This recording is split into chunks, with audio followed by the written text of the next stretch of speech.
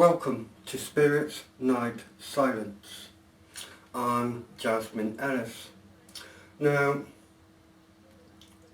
Mark here has asked 5 questions about my paranormal. So, here we go. Yeah.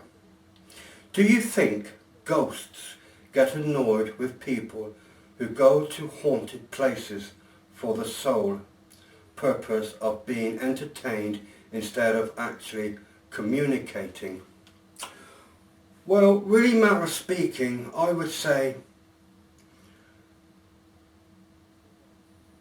the spirits that I class as spirits, they are there purely to hope that somebody understands what they had gone through at a precise moment in time. If it was many, many centuries ago, or actually nowadays, their soul is not at rest. They want to hear you try to communicate with that spirit and hopefully let you know what they went through. If it could be raped, it could be murdered, it could be something to do with a battle. So yes, I honestly feel that they want to communicate with you and not being annoyed. Next one. Do you think they enjoy communicating with people, and if so, why?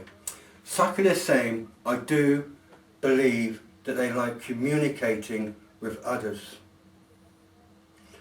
because at a certain time in their life, say for argument's sake, they was wrongly accused of something and they was killed for that purpose of that crime, but it worked out that they was actually innocent, so they have not passed over because they are waiting for somebody to come along to have what they class their say-so. Yeah. Anyway, moving on to the next one.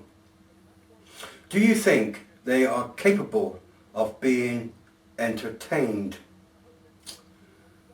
Some spirits, they are absolutely joyful spirits. They like having some fun. Now, when I've been doing my paranormal, there was one time that my dress got sucked right in. Now, when that got sucked in, that spirit was actually a playful spirit.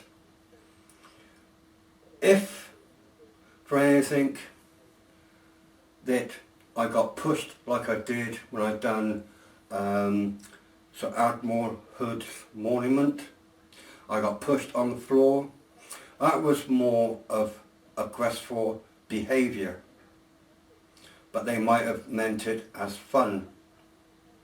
So yes, they do attend to entertain themselves on investigators, as you've seen in my videos. Moving on.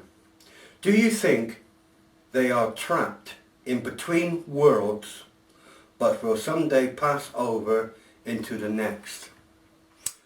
Now, this is a very good question. I have actually looked up, done some research about this.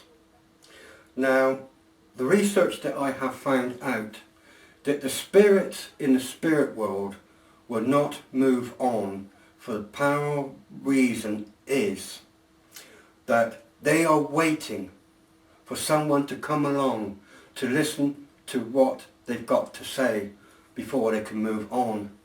They might have been wrongly accused but couldn't prove it at the time.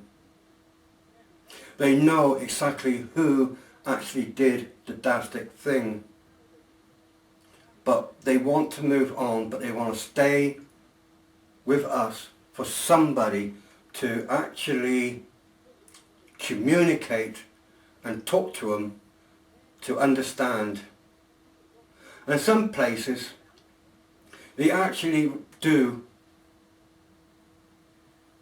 whatever happened that particular moment when they got hung or burnt or whatever, or murdered.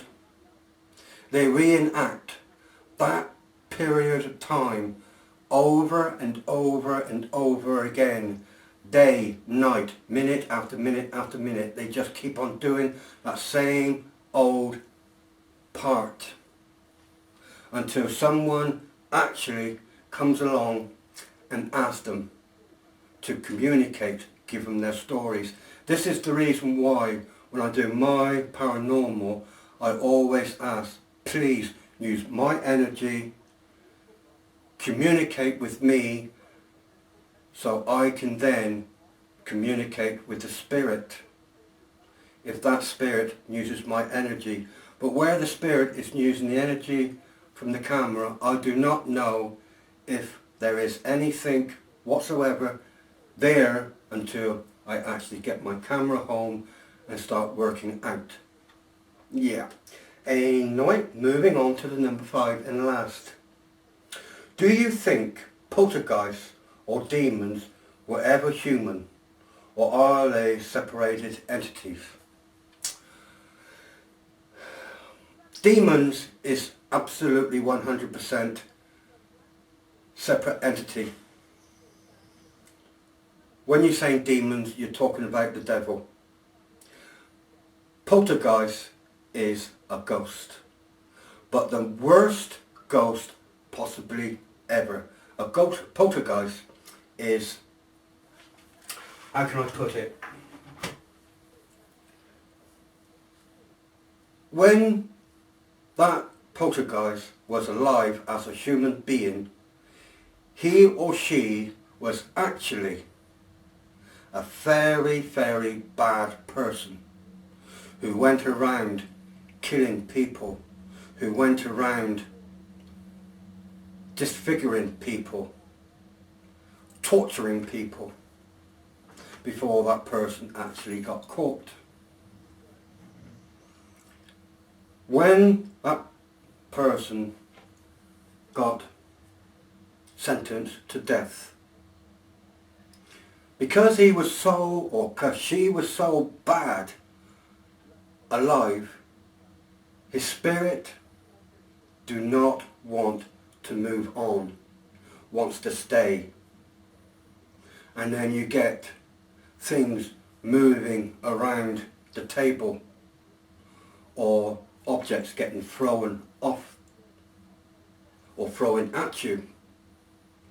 You could put a book on a shelf. The shelf actually goes flying off the wall. All this is poltergeist activity. And really, matter of speaking, if you have an actually bad poltergeist, a poltergeist can end up killing you. Why? Because he knows, or she knows, they can. A lot of people states, if you have a poltergeist in your home, or you go somewhere what's supposed to be haunted, and it's supposed to state there's a poltergeist there, you've got to do all your research. Once you've done your research, then you know you do not make fun, you do not raise your voice, you do not get bad-tempered with a poltergeist. The more you get bad-tempered, the stronger the poltergeist will become. The more frightened you get, the more stronger he or she will become.